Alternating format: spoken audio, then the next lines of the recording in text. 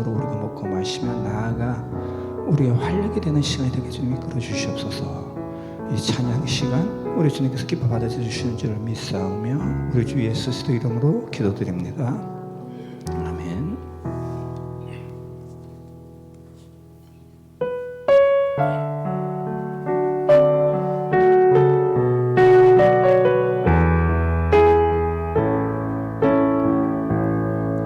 주가 보이신 생명의 길 나 주님과 함께 상한 마음을 들이며 주님 앞에 나가리.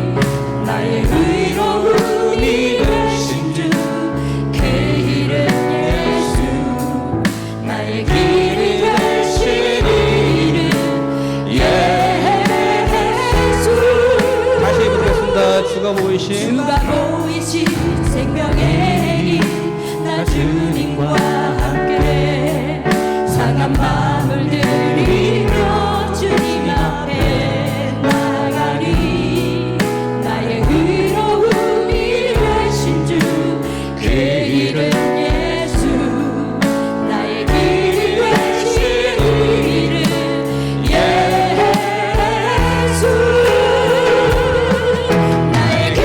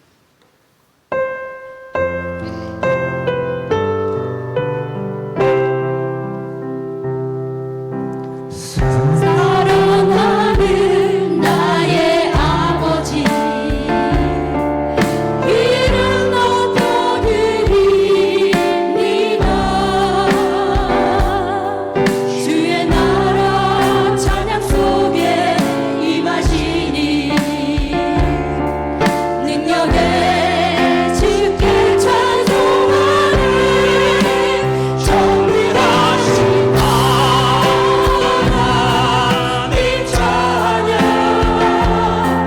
언제나 동일하신 주 정밀하신 하나님 찬양 영원히 다스리라 사랑하는 나의 아버지 이름 높여드립니다 주의 나라 찬양 속에 임하시니 능력에 주께 찬송하네 정밀하신 하나님 찬양 언제나 동일하신 주 정밀하신 하나님 찬양 영원히 다스리네 나 주의 이름 높이리 나 주의 이름 높이리 하늘 높이 굴린 깃발처럼 주의 이름 높이리 정밀하신 하나님 찬양 언제나 동일하신 주 정밀하신 하나님 찬양 영원히 다스리리 전능하신 하나님 찬양 전능하신 하나님 찬양 언제나 동일하신 주 정밀하신 하나님 찬양 영원히 다스리리 영원히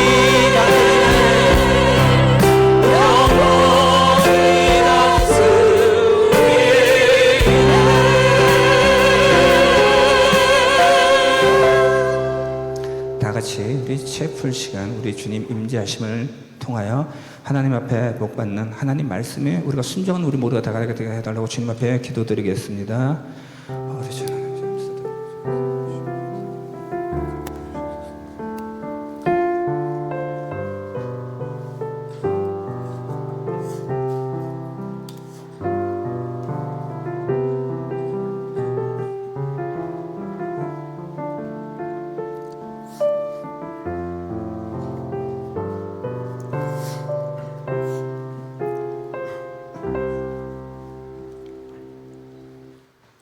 하나님은 영이시니 예배하는 자가 신령과 진정으로 예배할지니라. 아멘. 하나님 감사합니다. 이 시간도 하나님께서 우리를 불러주시고 잠시 학업을 내려놓고 주님 존전에 나와서 주님 앞에 예배드리며 우리 삶을 올려드립니다. 하나님께서 기쁨으로 우리 삶을 협량하여 주시고 하나님의 놀라운 은혜로 채워주시는 복된 시간 되게 하여 주시옵소서. 감사하며 예수님의 이름으로 기도합나이다. 아멘. 다 같이 사도신경으로 신앙 고백 드리겠습니다. 전능하사 천지를 만드신 하나님 아버지를 내가 믿사오며 그 외아들 우리 주 예수 그리스도를 믿사오니 이는 성령으로 잉태하사 동정녀 마리아에게 나시고 본디오 빌라도에게 고난을 받으사 십자가에 못 박혀 죽으시고 장사한 지 사흘 만에 죽은 자 가운데서 다시 살아나시며 하늘에 오르사 전능하신 하나님 우편에 앉아 계시다가 저리로서 산자와 죽은 자를 심판하러 오시리라. 성령을 믿사오며 거룩한 공예와 성도가 서로 교통하는 것과 죄를 사하여 주시는 것과 몸이 다시 사는 것과 영원히 사는 것을 믿사옵나이다. 아멘. 다 같이 찬송가 91장 찬양드리겠습니다.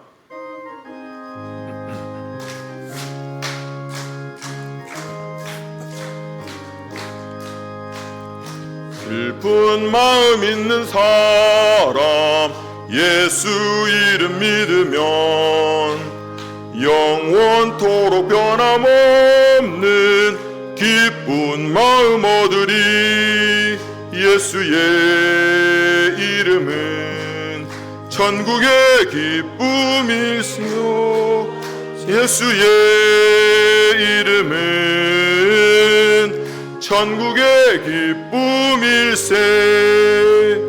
거룩하신 주의 이름 너의 방패 삼아라. 환난 시험 당할 때에 주께 기도드려라. 예수의 이름은 세상의 소망이요. 예수의 이름은 천국의 기쁨일세. 존귀하신 주의 이름 우리 기쁨 되도다. 주의 품에 안길 때에 기뻐 찬송 부르리. 예수의 이름은 세상의 소망이요. 예수의 이름은 천국의 기쁨일세. 우리 갈 길 다 간 후에 보좌 앞에 나아가 왕의 왕께 경배하며 멸류관을 드리리. 예수의 이름은 천국의 기왕이요. 예수의 이름은 천국의 기쁨일세. 아멘. 다 같이 기도드리겠습니다. 하나님 아버지 감사합니다.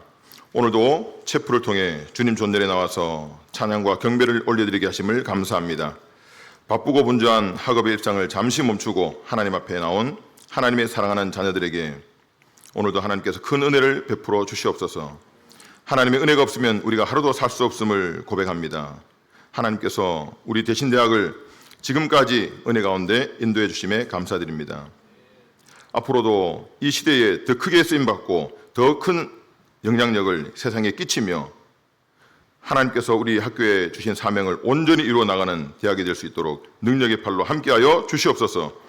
그 일을 감당함에 있어 우리 대학의 모든 구성원들이 한 마음이 되게 하시며 먼저 총장님께 탁월한 리더십과 뛰어난 지혜를 덧입혀 주셔서 우리 대학이 하나님의 뜻을 온전히 이루는 학교로 세워지게 하시고 교수님들에게는 학생들을 사랑으로 양육하는 부모의 마음과 바른 신학을 전수하는 스승의 마음을 주셔서 학생 모두가 하나님 앞에서 준비된 목회자로 성장할 수 있도록 인도하여 주시옵소서. 또한 우리 교직원분들 모두가 학생들 한 사람 한 사람을 잘 살펴서 더 행복한 학교 생활을 할 수 있도록 성심을 다해 섬길 때에 그 섬김의 손길을 통해서 하나님의 사랑이 학생들에게 흘러가게 하시고 우리 모두의 가정에도 감사의 열매가 풍성하게 하실 줄 믿습니다. 하나님께서 우리 학생들을 대신대학으로 오도록 발걸음을 인도해 주셨는데 그 이끄심이 우연이 아니라 하나님의 계획하심이고 예비하심인 것을 믿게 하셔서 어려운 경제적인 상황에서도 하나님의 도우심을 경험하게 하시고 육체적인 고난에도 능히 넘어서게 하심으로 하나님을 체험한 믿음의 흔적들을 간직해서 각자가 맡겨진 사역지와 목회 현장에서 주신 사명을 능히 감당하는 주님의 일꾼으로 쓰임받게 하여 주시옵소서.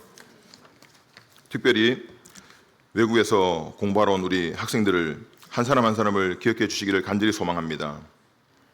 타국에서 다른 언어로 공부하는 것도 힘들고 어려운데 생계를 위해서 경제활동도 해야 하는 상황이 많이 힘들지만 오히려 그 상황이 위기 가운데서도 기회가 될 수 있도록 하나님 인도해 주셔서 약할 때 강함 되시는 하나님을 만남으로 복음의 씨앗이 심어지게 하여 주시옵소서.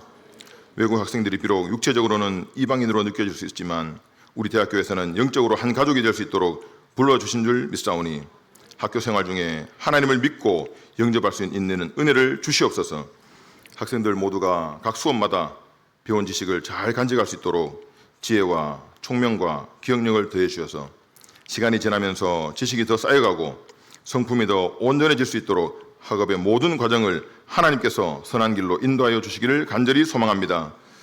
오늘 선포되는 말씀 가운데도 성령님께서 함께 하셔서 오늘 예배에 참여한 한 사람 한 사람에게 큰 은혜의 말씀이 되게 하여 주시고 그 말씀을 따라서 살아가는 복된 인생이 될 수 있도록 인도하여 주시옵소서. 이 모든 말씀을 예수님의 이름으로 기도합나이다. 아멘.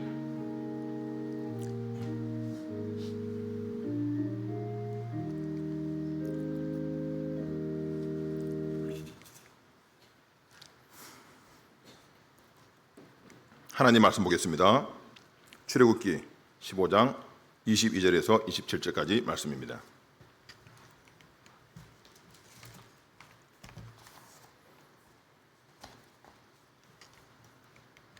한 절씩 교독해서 읽겠습니다. 제가 먼저 읽겠습니다.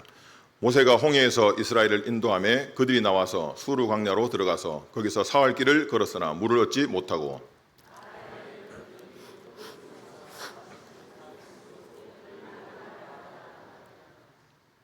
백성이 모세에게 원망하여 이르되 우리가 무엇을 마실까 하며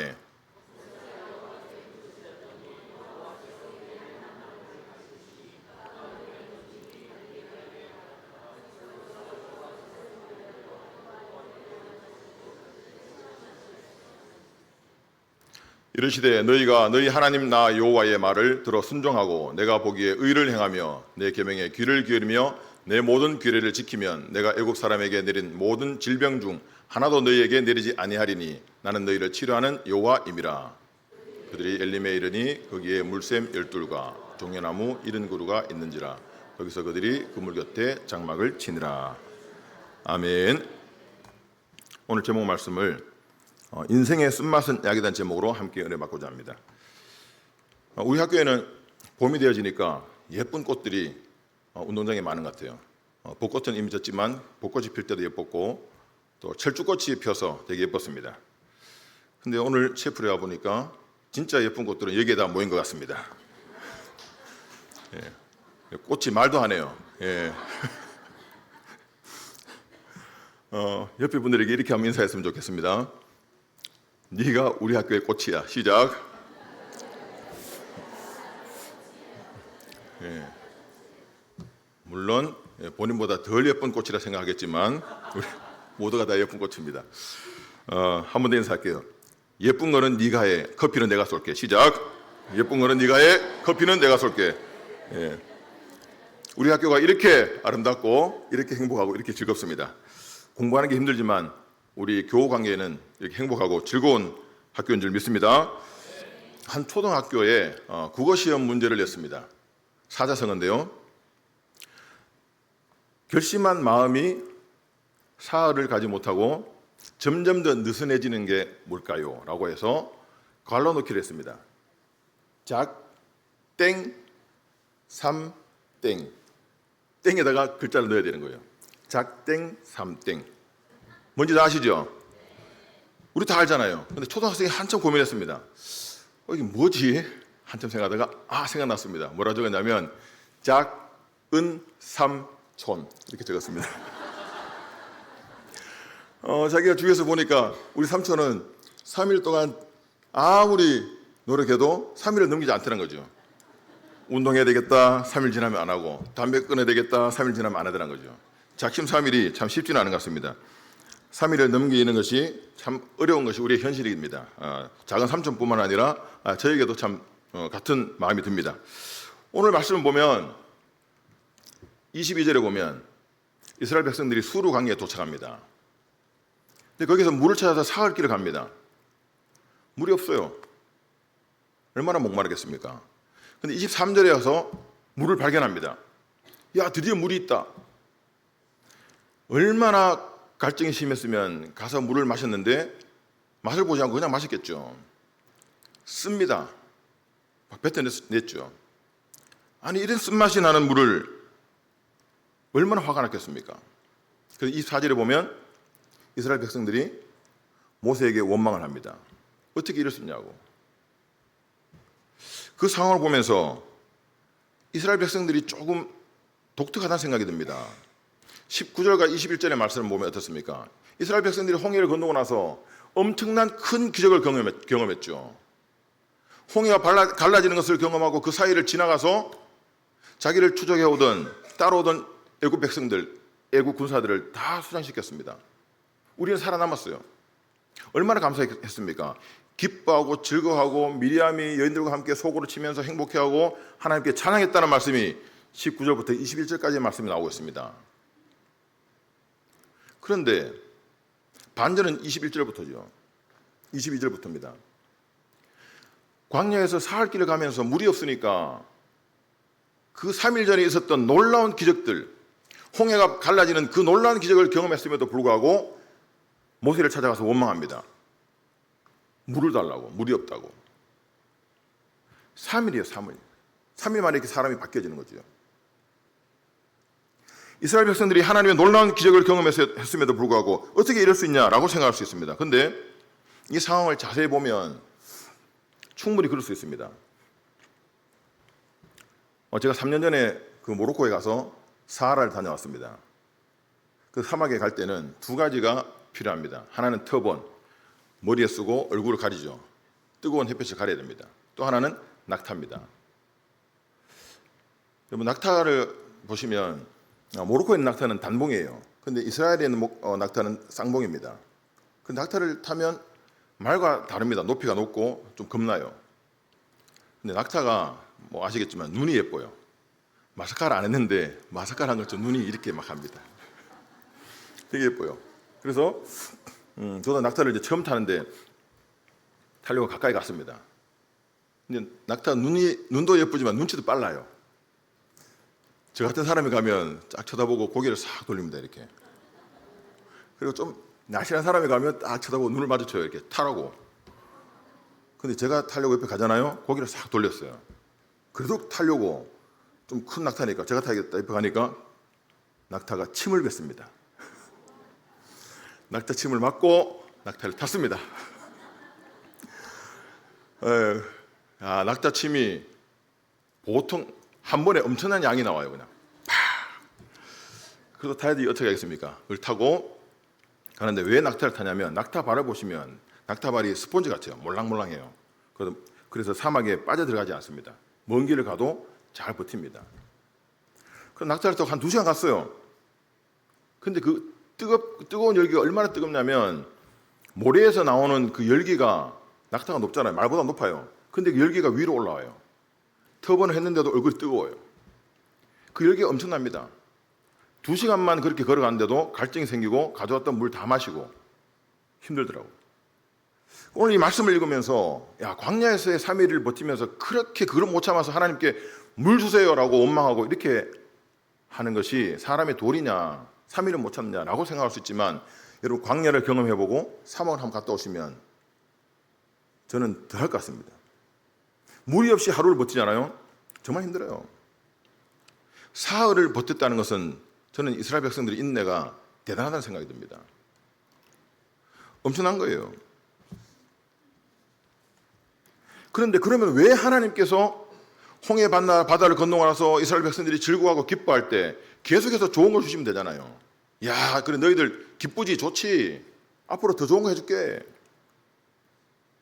왜 그러면 하나님께서 그 기뻐하고 찬양하는 이스라엘 백성들에게 광야 길을 헤매게 하고 물을 안 주시고 물을 주시면서 쓴 물을 주시고 백성들이 마음에 화가 나서 분노가 나서 모세를 찾아가서 원망하게 했을까요?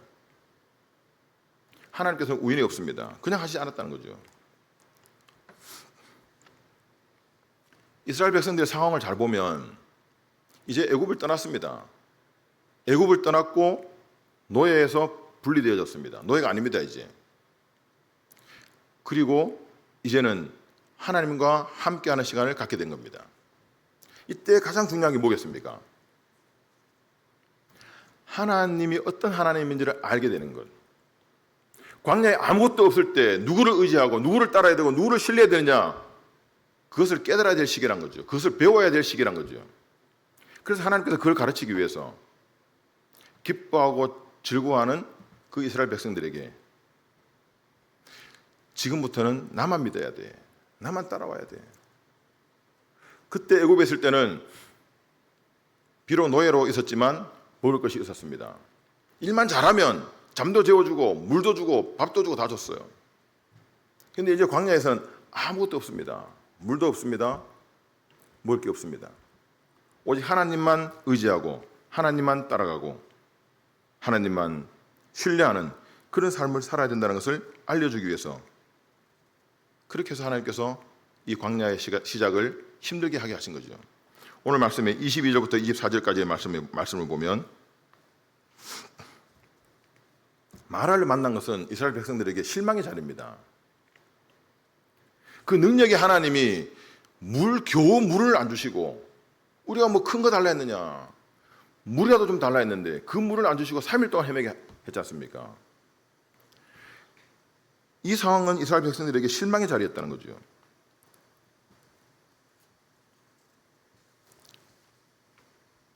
하나님께서는 광야의 어려움, 힘든 광야 생활, 안전하지 않는 그 광야 생활에서 안전하기 위해서는 나만 따라오라는 그 하나님의 메시지를 뼈저리게 알려주기 위해서, 그래서 광야의 3일 길을 목마르도록 만들어 주신 겁니다. 가장 안전한 것은 하나님뿐이라는 거죠. 애굽에 노예로 있을 때는 힘은 들었지만 안전했습니다. 강대국이니까 목숨의 위협은 받지 않았습니다. 근데 이제는 목숨의 위협을 받습니다. 이런 광야에서 하나님만 바라보라는 거죠. 하나님만이 이스라엘의 공급자가 되시고 하나님의 보호자가 되신다는 것을 알게 하시기 위해서 그렇습니다. 24절에 보면 이스라엘 백성들이 모세에게 원망합니다.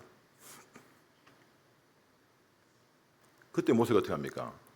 모세가 할 수 있는 건 하나죠. 자기가 물을 만들지 못하잖아요. 모세가 하나님께 부르짖었다라고 이야기합니다. 살 길은 오직 하나님밖에 없다는 거죠. 광야에서 살 수 있는 방법은 오직 한 가지, 하나님밖에 없다는 것을 보여준 겁니다. 모세가 230만, 240만 되는 그 사람들이 자기에게 원망하고 큰 소리로 외칠 때 얼마나 두려웠겠습니까? 자기도 답이 없는데 모세가 선택한 것은 한 가지였습니다. 하나님을 찾는 것, 하나님께 부르짖는 것. 그래서 얼마 되지 않는 곳에 가서 물을 발견했습니다. 하나님은 공급해 주시고 우리를 버리지 않는다는 것을 보여주셨죠. 근데 어떻습니까? 25절에 보면 써서 마시지 못했습니다. 근데 어떻게 해요? 결국에는 달게 됐다는 거죠. 마시게 됐다는 거죠. 이스라엘 백성들 입장에서는 한편으로는 똑같은 상황입니다. 애굽에서 살 때도 쓴 고생이었어요. 쓴 물을 마신 것처럼 힘든 과정이었습니다. 노예 생활이 쉽지 않잖아요. 그런데 광야에 와서 이제 해방되었다, 이제 자유다라고 했는데 거기도 동일하게 쓴 물이 있는, 쓴맛이 나는, 물도 없는 그런 고생하는 장소였다는 거죠. 애굽에 사나 광야에 사나 쓴맛이 나는 인생은 똑같다는 겁니다.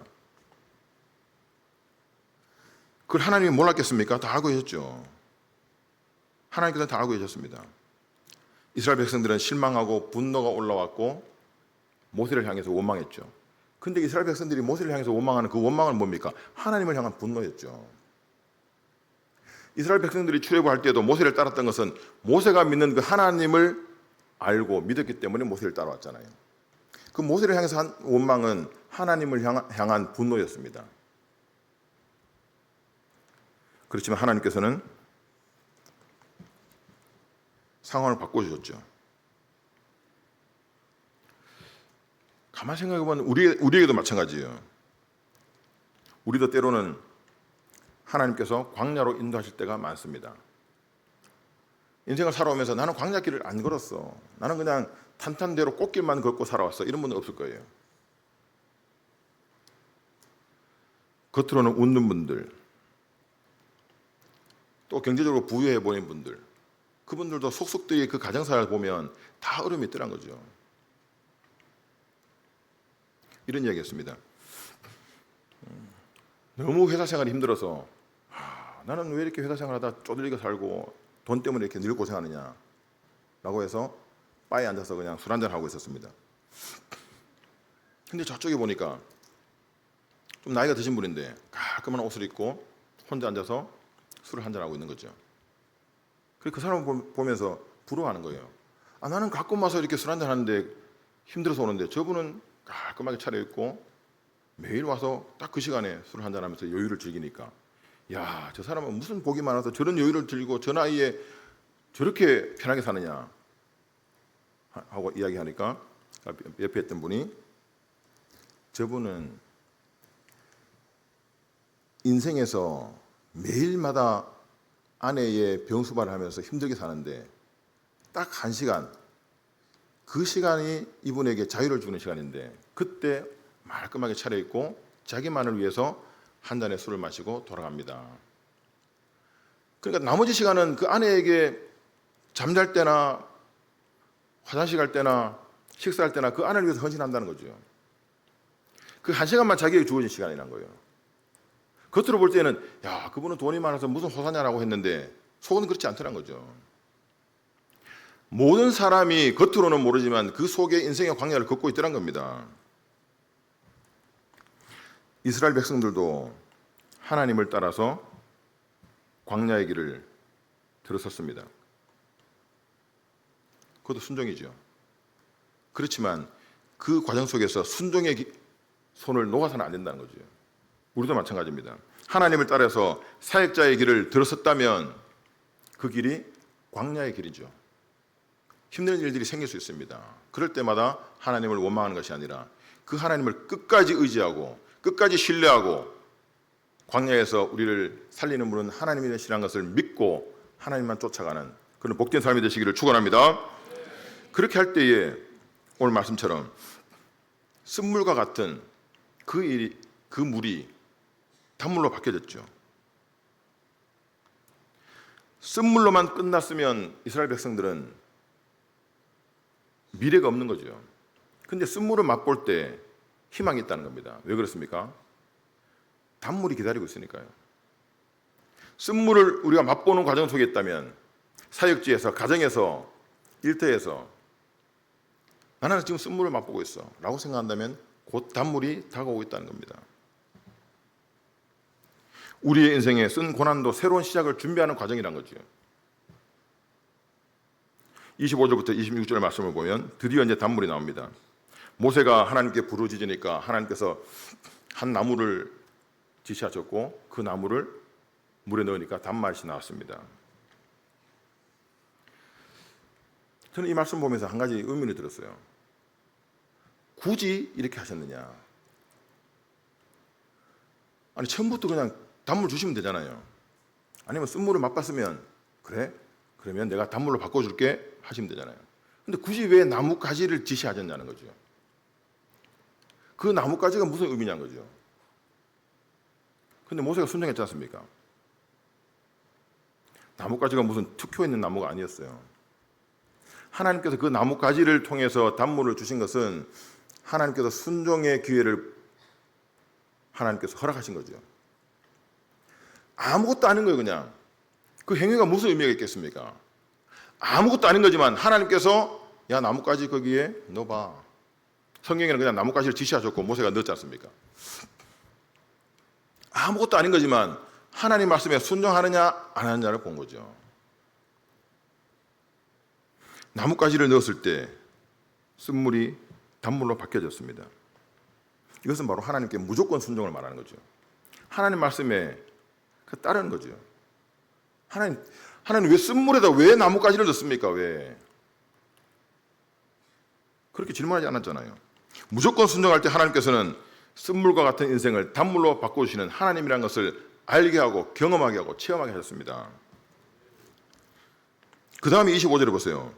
쓴물을 단물로 바꾼 후에 어떻게 합니까? 하나님께서 법도와 율례를 정하셨다 말씀하고 있습니다. 법도와 율례를 정하셨다는 것은 하나님께 순종하는 것을 보시겠다는 거죠.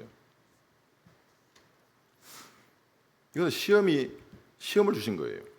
시험이라고 말씀하지 않습니까? 근데 이 시험을 통해서 통과 못하게 해야지, 불합격시켜야지, 그런 시험이 아니란 거죠. 성경 말씀 보면 테스트로 되지 않습니까? 잘 통과하기를 바라는 마음이죠. 이 테스트를 잘 통과해서 하나님과 더 가까워지기를 원해서 하셨다는 겁니다. 우리의 인생도 마찬가지예요.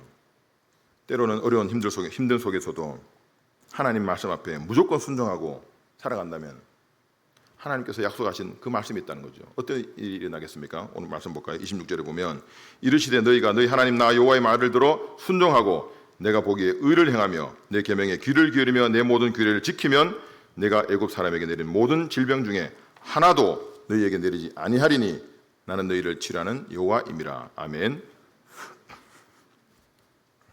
순종하고 의를 행하며 귀를 기울이며 규례를 지키면이라고 말씀하고 있습니다.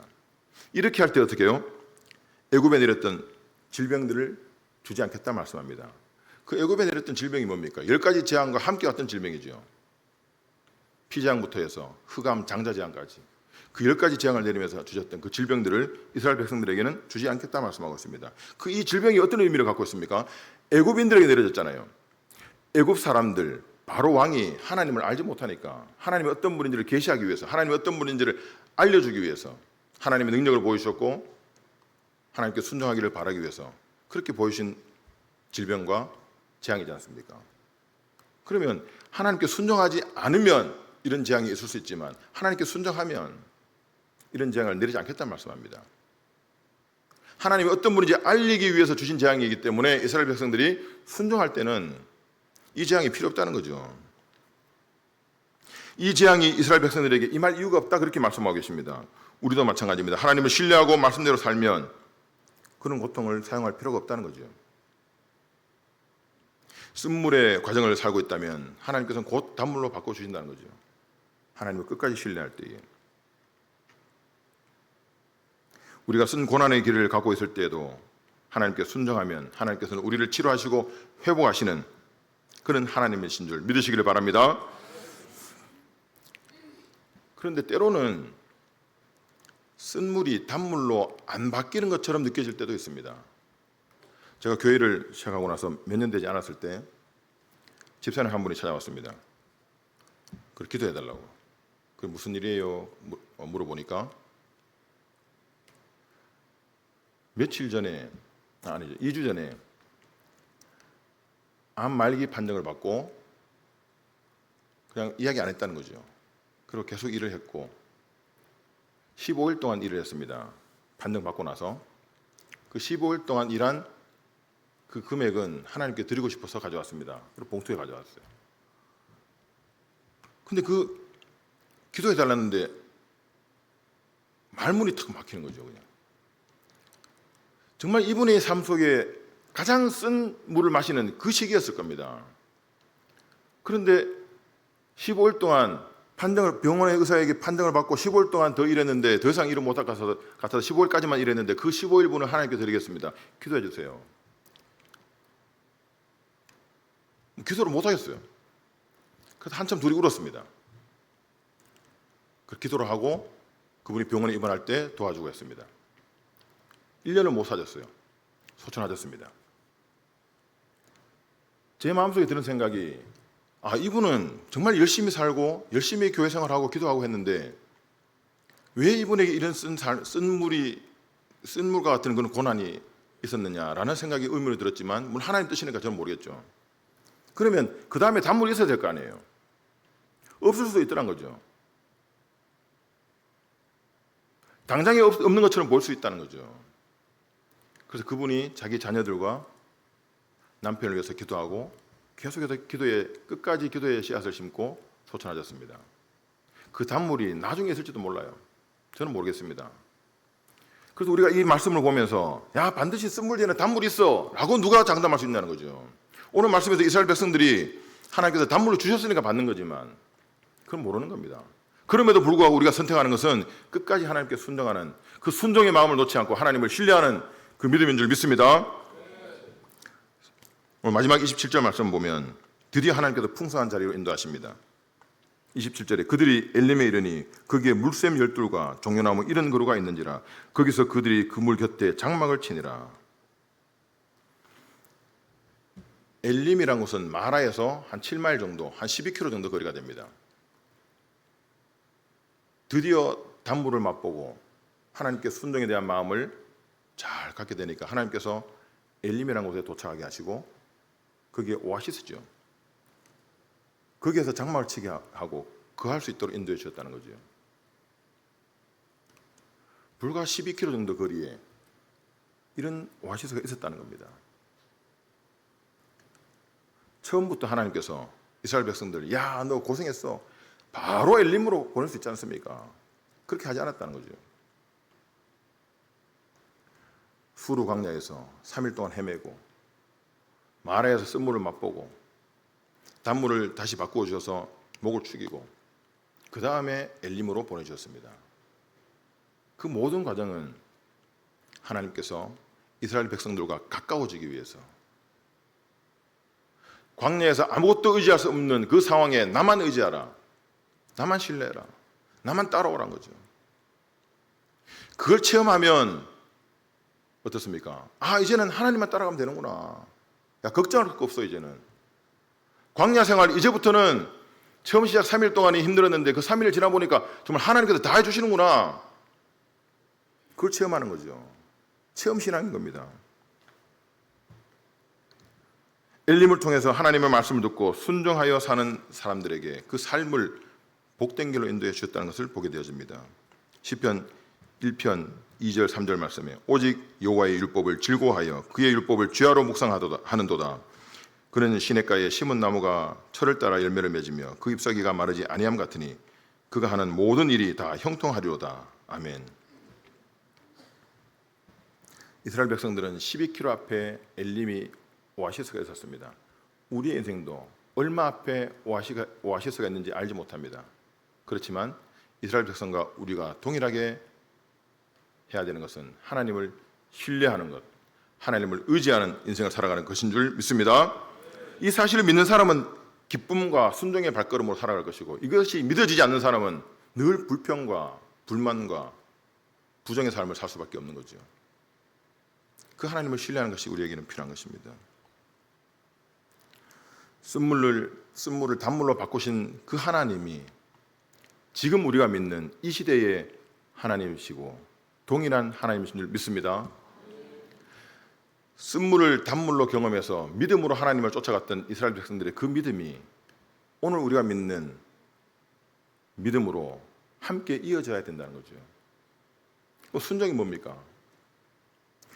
구약시대의 이스라엘 백성들이 하나님을 믿었던 그 순종, 우리가 지금 이 시대에 내 삶 속에서 믿고 있는 그 순종, 동일한 겁니다. 그 순종이, 구약시대의 그 순종이 지금까지 생생하게 믿음과 신앙을 이어올 수 있도록 만들어주는 것이 순종이란 거죠. 순종을 통해서 그때의 하나님이 지금의 하나님과 동일하다는 것을 드러낼 수 있는 것이고, 순종을 통해서 그때 하나님의 능력이 지금 우리에게 임할 수 있도록 만드는 것이 순종인 줄 믿습니다.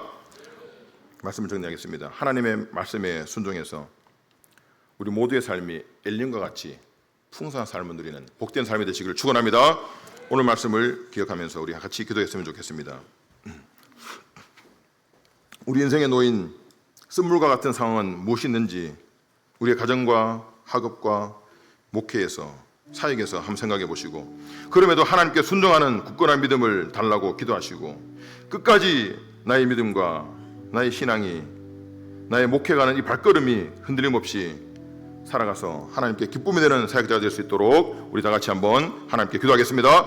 하나님 감사합니다. 능력의 하나님께서 우리를 이곳으로 불러주시고 하나님의 종으로 삼아주시고 주님의 일을 감당할 수 있도록 사역자로 불러주셨는데, 우리가 이 일을 감당함에 있어서 때로는 힘들고 어렵고 버거울지라도 그 길을 걸어감에 있어서 하나님을 의지하는 것을 놓치지 않게 하여 주시옵소서. 때로는 우리의 환경들이 쓴물과 같이 다가올지라도 결국에는 우리의 삶을, 우리의 인생을 단물로 바꿔주시는 그 하나님을 의지하며 하나님의 손을 잡고 달려갈 수 있도록 도와주시고, 하나님 앞에 우리의 삶이 쓰임받는 것을 감사하며 나에게 주신 달란트를 주님 위해서 헌신하며 드려지는 것에 기뻐하며 살아갈 수 있도록 하나님 우리의 삶을 책임져 주시옵소서. 우리의 삶이 녹록지 않을지라도 이스라엘 백성들이 때로는 하나님을 원망하는 마음을 가졌지만 그럼에도 불구하고 다시 하나님께 회개하며 돌아오고 하나님을 의지하는 삶을 끝까지 살아갔던 것처럼 우리 삶에도 동일하게 하나님 앞에 순종하며 믿음의 삶을 걸어갈 수 있도록 인도하여 주시고, 우리의 발걸음이 주님을 향하는 것에서 흐트러지지 않도록 붙잡아 주시며 우리의 시선이 하나님을 향해서 고정될 수 있도록 도와주셔서 순종하는 사역자의 삶을 살게 하여 주시고 국가의 믿음의 삶을 살게 하여 주시고 우리가 목회지에서 양육하는 영혼들을 바라볼 때마다 하나님께서 맡겨주신 그 영혼들을 우리가 주님의 마음으로 예수 그리스도의 뜨거운 심정으로 그들에게 양육하며 복음을 전하며 성경 말씀을 가르치며 제자 훈련을 할 수 있도록 도와주셔서 하나님께서 우리를 통해 기뻐 받으시는 아름다운 사역이 되게 하여 주시고 하나님 마음에 흡족한 사역자가 될 수 있도록 인도하여 주시옵소서. 그 하나님을 의지합니다. 하나님 함께 하여 주시옵소서. 감사하며 예수님의 이름으로 기도합나이다. 아멘. 광고 말씀드리겠습니다. 교회 실용음악학과 정기연주회가 오늘 5월 23일 토요일 5시에 음악관 4층 심포니아 홀에서 있습니다. 기억하셨다가 많은 분들 참석해 주시고 혹시 잊어버릴지 모르니까 알람을 4시 50분에 맞춰 놓으셨다가 다 같이 참석해서 이렇게 좋은 시간 보냈으면 좋겠습니다. 다 같이 찬송가 384냥 1절만 찬양하고 마치도록 하겠습니다.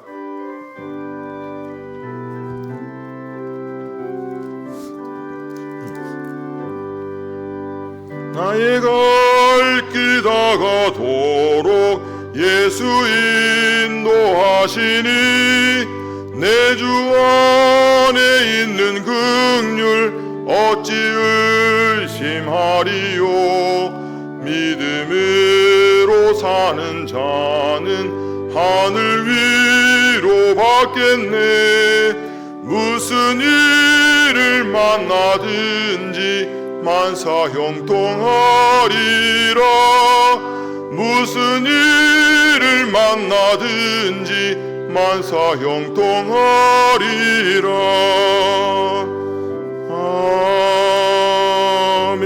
아멘. 축도하겠습니다. 이제는 우리 주 예수 그리스도의 은혜와 하나님 아버지의 놀라우신 사랑과 성령님의 감화감동 충만하심의 역사가 하나님께 순종하며 살기를 간절히 소망하는 이 자리에 참여하는 모든 대신대 가족과 섬기는 교회와 가정 위에 이제로부터 영원토록 함께 있을지어다. 아멘.